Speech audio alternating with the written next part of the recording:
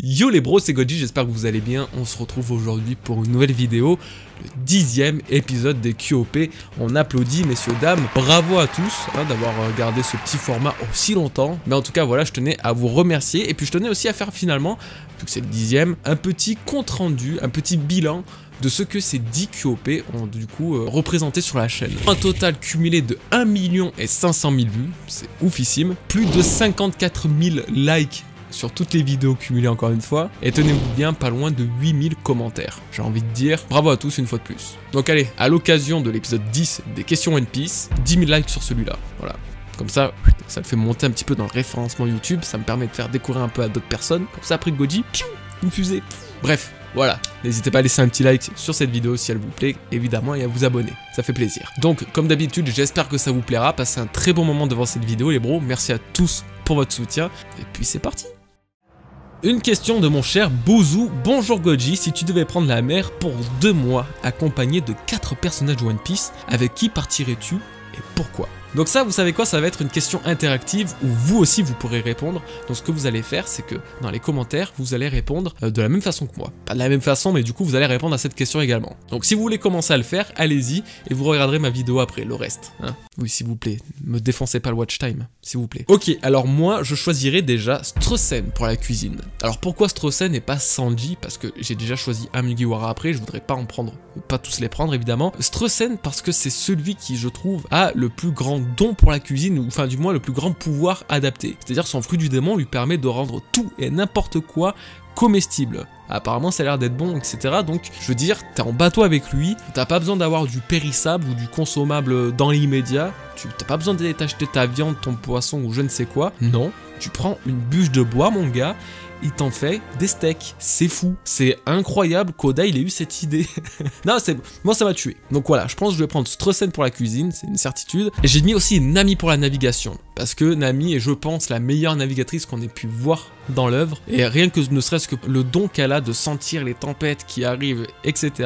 Et vu comme elle gère apparemment sur Grand Line en général, je pense que vraiment Nami serait top en navigatrice, et c'est la seule Mugiwara justement que j'ai choisi là-dessus. Ensuite, dans le pratique, évidemment, un médecin, et en médecin, je n'ai pas pris Marco, étonnamment, non, j'ai pris Trafalgar Law, car pour moi également, il a le pouvoir le plus incroyable du monde, littéralement, il peut tout soigner, tout sauver, il peut même se sacrifier pour toi et te rendre immortel, enfin bref, c'est absolument ouf. En plus d'être un grand médecin, un grand chirurgien, ce mec a des capacités au combat. Voilà, il peut te sauver en plus, il peut te permettre de t'échapper avec ton bateau ou avec même ta propre petite personne avec son Shambles. Non, moi je trouve ça vraiment trop fou. Donc l'eau en tant que médecin, ça me paraît être le top tier. Et là après pour le 4ème, du coup j'hésite. Alors, si on peut prendre un perso mort, j'aurais peut-être pris Oden pour le combat et pour la déconne, etc. Je pense que ça vaut vraiment des barres d'être avec lui. Sinon, en autre personnage, vu que c'est un peu compliqué, j'aurais pris Kobe en tant que personnage vivant, car justement, il a l'air juste trop sympa. Voilà, c'est pas parce qu'il est hyper badass ou quoi, c'est juste parce qu'il a l'air sympa, en plus il est compétent, donc plus c'est un peu la bonne conscience de la team, donc ouais, j'aurais pris Kobe. Mais voilà, en fait j'ai pris dans des conditions que je m'étais imposé à moi-même, hein, parce que forcément, si t'as envie de tryhard un peu le délire, tu prends les 4 Yonko et puis c'est bon, t'es tranquille, tu vois.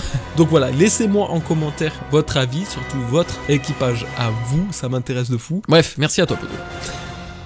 Question de Benjamin Guillon Firmin. Salut Goji, force à toi poto. Quelles seraient les formes de haki développées par les autres membres des Mugiwara pour la suite des événements? Alors, c'est une très bonne question, une question qu'on a un peu tous au bout des lèvres, hein, parce que c'est quand même une partie hyper importante des combats de One Piece. On va diviser ça donc du coup dans les 3 catégories, haki des rois, haki de l'armement et haki de l'observation, et on va voir qui pourrait posséder quoi. Forcément, on va commencer par le haki des rois. En tant que potentiel possesseur, on a donc notre fameux Zoro, qui serait totalement destiné à avoir le haki des rois, ne serait-ce qu'en voulant être le plus grand sabre au monde, ne serait-ce que par la volonté qui l'anime, ne serait-ce que par la force, par tout ce qui fait que Zoro est un membre des Mugiwara si exceptionnel, il pourrait du coup obtenir ce fameux haki des rois, le posséder, l'avoir en soi, et je vais me taire sur les chapitres qu'il y a eu récemment dans One Piece. Ensuite il y a Sanji. Alors Sanji c'est un petit peu compliqué, j'avoue que je suis pas non plus hyper fan de ce qu'il est le haki des rois, mais c'est pas si bête. Déjà il fait partie du Monster Trio, ça fait partie des grandes puissances des Mugiwara, qu'on le veuille ou non, et ensuite il est lié à la royauté, les Vinsmoke,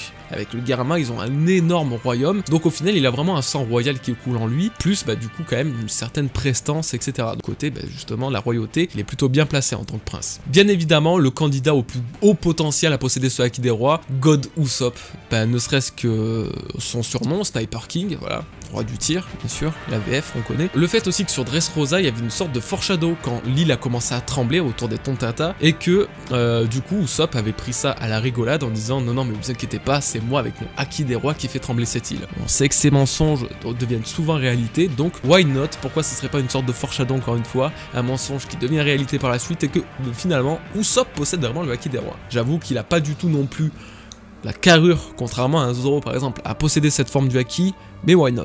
Surtout que lui, il veut être un grand capitaine, avoir au moins 8000 hommes sous son drapeau, donc oui, en vrai, pourquoi pas. Ensuite, le Haki de l'armement, forcément Usopp, comme tout bon tireur d'élite qui se respecte, pour augmenter ses dégâts, il insuffle ça dans ses billes ou dans quoi que ce soit, et puis du coup, Haki l'armement pour Usopp, c'est une quasi-certitude. Franky aussi pourrait être intéressant, même s'il se bat beaucoup avec ne serait-ce que des rayons laser, et donc il n'y a pas vraiment de raison de mettre de Haki l'armement là-dessus. Il utilise quand même beaucoup des attaques au corps à corps, ne serait-ce que le katana aussi avec le Franky Shogun. Il utilise des balles pour tirer, bref, en gros, il a vraiment moyen que lui développe cette forme du Haki. En tout cas, s'il peut avoir une forme de Haki, contrairement à la Haki l'observation, le Haki l'armement est sans doute l'un des plus adaptés.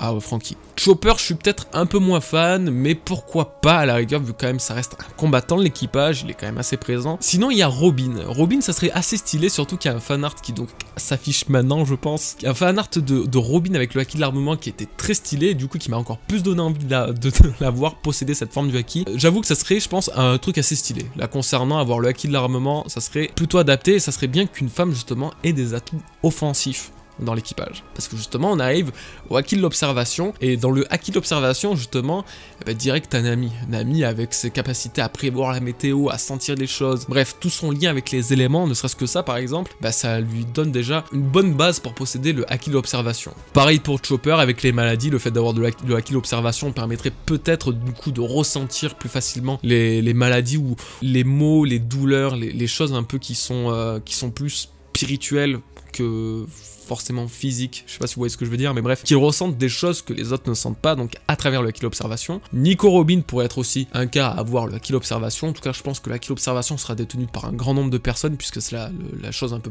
la plus facile à posséder, ou du moins à contrôler, et forcément Usopp en l'éveillant un petit peu, le fait qu'il utilise plus son Haki l'observation, ça serait vraiment un must-have à avoir. Donc oui, Usopp, s'il te plaît, Haki l'observation mon gars, et Haki des rois et de l'armement. Ça serait un véritable boss, le meilleur power-up qu'on puisse lui donner. Bref, voilà, c'est un peu mon idée, un peu mon avis, mais en soi, si vous voulez, on peut se poser ça dans une vidéo théorie, un truc assez construit, etc. et voir quel Mugiwara pourrait posséder quelle forme du Haki. Donc dites-moi en commentaire si ça vous chauffe, et puis on peut se faire ça, on peut se caler ça, caler un petit créneau dans une vidéo, et tranquille. Question de Jules Chetail, ou Chetail, je sais pas, excuse-moi poto. Salut Goji, j'adore tes vidéos, tes théories me font très réfléchir, merci beaucoup mon poto. Ma question est, penses-tu que Zoro pourrait obtenir un nouveau sabre, peut-être à la place du Kitetsu? Mais cette fois-ci forgé exprès pour lui et non pas un sabre qui a déjà appartenu à quelqu'un. Kuna Ryuma Oden. Le forgeron Wano pourrait lui en faire un, même un haut grade comme un Seijo, Owazamono. Alors, je suis parfaitement d'accord avec toi, je pense que Zoro pourrait avoir son propre katana, un katana qui soit vraiment son identité, autre que le Wado Ichimonji. Donc je suis assez d'accord, cependant, le fait qu'il possède un autre katana veut dire qu'il va devoir se débarrasser d'un 3 katanas qu'il a actuellement. Ça, c'est pas la même pilule. Donc moi, je pense qu'il faudrait, là, actuellement, faire un état des sabres actuels qu'il possède et voir éventuellement de quel sabre il pourrait se séparer et de quel sabre il pourrait, du coup, ne pas se séparer. Alors, on a déjà le Enma, le dernier venu. Moi, personnellement, je pense vraiment que Zoro va garder le Enma parce qu'il lui a été vraiment destiné, offert par Iori, cette même Iori qui n'aurait du coup pas vraiment de sens à le garder vu qu'elle ne va pas l'utiliser, ou du moins il n'y aurait pas de raison de l'utiliser après la fin de Wano. Donc du coup franchement le Enma lui va très bien, en plus ça a un gros lien avec le bouddhisme qui est une religion totalement, une culture totalement adaptée et utilisée par Zoro, donc de ce côté là je trouve que c'est parfaitement adapté, et Itetsu lui-même lui a dit qu'il devrait donc rendre cette lame noire, c'était son rôle. Donc je pense que le Enma, en plus d'être une lame jumelle avec le Wado Ichimonji, donc ce qui donne encore plus de cohérence à ce qu'il la garde, fait que je pense qu'il faut pas toucher à Enma. ça lui va très bien, et c'est un peu le gros sabre de Wano, hein, là, qui remplace le Shusui, mais donc qui fera un lien avec Zoro et cette terre des samouraïs. Le Wado Ichimonji également est intouchable à mon sens, hein, ça reviendrait à ce que finalement Luffy perde son chapeau de paille, donc oui, peut-être à la fin, une fois qu'il deviendra le plus grand savoir du monde, il le déposera, imaginons, sur la tombe de Kuina, et donc il s'en séparera, admettons, ok, sauf que je ne pense vraiment pas qu'il peut s'en séparer là actuellement dans ce niveau-là de l'histoire. Parce que du coup, il va aller où?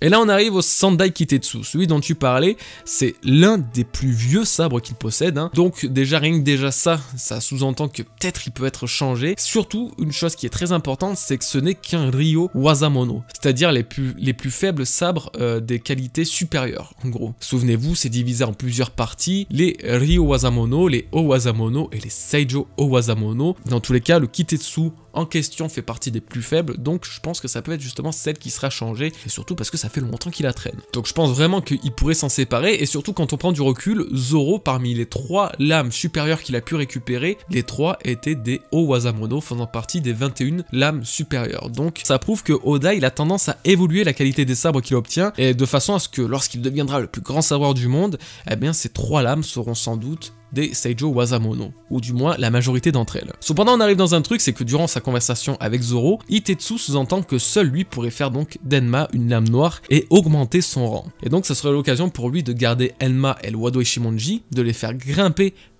d'un rang supérieur en les rendant noirs, de façon à ce qu'elles passent de Owazamono à Seijo Owazamono. Si ça s'avère vrai, bah du coup ça serait intéressant d'imaginer que les lames puissent évoluer et gagner vraiment en force et en rang avec une utilisation spéciale, vous voyez. Donc du coup, si on en revient à la question principale, est-ce qu'il va se débarrasser du Sandai Kitetsu ou du moins se faire forger une lame à lui? Eh bien déjà, si c'est le Sandai qui vire, je pense qu'il faut que Zoro se retrouve une lame maudite. Ça fait partie de son délire, de son background aussi, c'est vraiment trop le mood justement de Zoro à avoir quelque chose de maudit autour de lui. Une lame qui lui soit donc destinée et forgée pour lui, pour son propre caractère et sa propre identité. Ça pourrait être un très bon complément et une fin à Wano Kuni finalement, qui est le pays originaire de toute cette légende et mythologie autour des sabres, des malédictions et des samouraïs. Donc je sais pas si j'ai réellement répondu à ta question, parce que c'est quelque chose qui m'intéresse beaucoup et là j'ai dû me partir un peu dans tous les sens sans que ce soit très structuré. Mais très bonne question, merci poto. Alors, question de Alexis Kirikou. Penses-tu que le fils de Makino est aussi le fils de Shanks? Si oui, va-t-il hériter du chapeau de paille? Ah là là, Makino ayant un enfant, c'était le truc le moins prévisible au monde. Et pourtant c'est arrivé après l'ellipse, alors je sais plus vraiment dans quel chapitre, mais en gros ça a apparu dans une cover, bref, une mini-histoire, une mini-aventure. Voilà. Alors oui, déjà on est sûr, c'est bien l'enfant de Makino, hein, c'est pas l'enfant d'un autre, c'est bien le sien. Oda l'a confirmé dans le SBS numéro 63, et il a dit d'ailleurs un truc un petit peu chelou là-dessus, concernant la paternité justement, qui pourrait être le père de ce gamin, et Oda a répondu, alors oui c'est bel et bien Makino qui est devenue une mère, elle a l'air d'être vraiment heureuse, et le phaser semble être cette personne. Oui, probablement cette personne. Alors vous savez, c'est un peu les messages codés hein, d'Oda, on le comprend pas trop quand il parle, c'est pas de sa faute, je pense qu'il est toujours dans son cryptage à la One Piece. Quoi qu'il en soit, il y a cette personne qui serait donc le père du gamin de Makino, mais on sait pas trop qui. Alors du coup, il y a énormément de théories qui ont éclos un petit peu à droite à gauche, concernant finalement Shanks. Shanks serait le père du gamin de Makino. Est-ce que Oda, en réponse à cette théorie très répandue, aurait décidé de répondre, donc oui, c'est probablement cette personne, et donc confirmer entre guillemets, que c'est Shanks? C'est compliqué. Quand on prend du recul, c'est un peu le seul homme de son âge, de l'âge de Makino, ou du moins assez proche, qui peut la fréquenter, en quelque sorte. C'est lui qu'on a vu donc durant le premier flashback de Luffy, son enfance, dans les premiers chapitres, et on a bien vu qu'elle n'avait aucune personne autre que lui qui lui était aussi proche. Donc la question est plutôt, pourquoi ça ne serait pas lui au final? Pourquoi ça ne serait pas Shanks, le père de ce gamin? Et là justement on en vient à une partie hyper finalement importante de One Piece, cette histoire de transmission. Comme vous le savez, One Piece, à travers les âges, les époques, les siècles, etc., il y a une très grande histoire de transmission, la transmission des volontés, la transmission d'une histoire, d'un passé, bref, d'une tragédie. Tout se base sur le don d'une personne à une autre. Luffy est le meilleur exemple. Il est l'élu de son temps, comme l'était Joy Boy par le passé et comme le sera un autre sans doute dans le futur. Et du coup, est-ce que le fils de Shanks n'aurait pas un petit peu sa place finalement dans ce genre d'histoire, une place dans cette histoire de transmission? Je trouve personnellement que c'est un très beau cycle si le fils de Shanks hérite du chapeau de paille que Luffy n'a pas pu rendre à son père, pour X ou Y raison, notamment une éventuelle mort du roux. Du coup, cet enfant serait là pour perpétuer entre guillemets la volonté de Shanks et surtout donner à Luffy une raison de céder quelque chose à la prochaine ère, comme chaque grand pirate peut le faire dans One Piece depuis le début, que ce soit Roger, que ce soit Barbe Blanche ou les autres. Il céderait ou du moins insufflerait une certaine volonté à l'enfant de Shanks et ça on le verrait une fois que Luffy accomplirait sa promesse à Makino. Au tout premier chapitre, il lui a dit une seule chose: quand je serai grand pirate et quand j'aurai mon trésor, je viendrai te rembourser tout ce que j'ai pu consommer. Ça serait un des plus gros foreshadows de One Piece de savoir que finalement, cette petite phrase dans le chapitre 1 se retrouverait dans le tout dernier chapitre de One Piece où Luffy se déplace à Fushia, rembourse Makino pour tout ce qu'elle a pu lui donner, lui offrir ou quoi, et que par la même occasion il raconte à son fils l'histoire de son père et lui fasse hériter du chapeau de paille. Moi je trouve que ça serait une superbe histoire, un cycle de fou qui prendrait fin à la fois mais qui recontinuerait. Donc oui, c'est vraiment full théorie, mais le fait que Makino et Shanks aient eu un enfant en commun, c'est quelque chose qui me paraît pas si fou. Ok les bros, je pense qu'on a fini cette petite session de questions One Piece. Ça a été un plaisir de répondre à vos questions, c'est comme d'habitude en fait, c'est vraiment une joie immense et j'espère que ce format vous a plu. Comme d'habitude, une fois encore, si vous voulez poser vos questions pour un prochain épisode, hashtag QOP sur YouTube, vous écrivez votre petite question, ou sur Discord également, où vous rejoignez le serveur. Hop, le petit salon QOP qui pop quand il faut avec une petite annonce. Vous pouvez poser vos questions, allez-y. Donc, merci à vous encore 1000 fois pour tout votre soutien, tout votre amour. C'est un truc de fou. J'ai pas les mots pour vous remercier pour tout ça. Donc, je tenais à vous le dire quand même, même si derrière, il n'y a pas d'argumentation encore une fois. Passez un excellent week-end, une excellente semaine. On se retrouve très bientôt pour une nouvelle vidéo. En attendant, portez-vous bien. Peace les bros.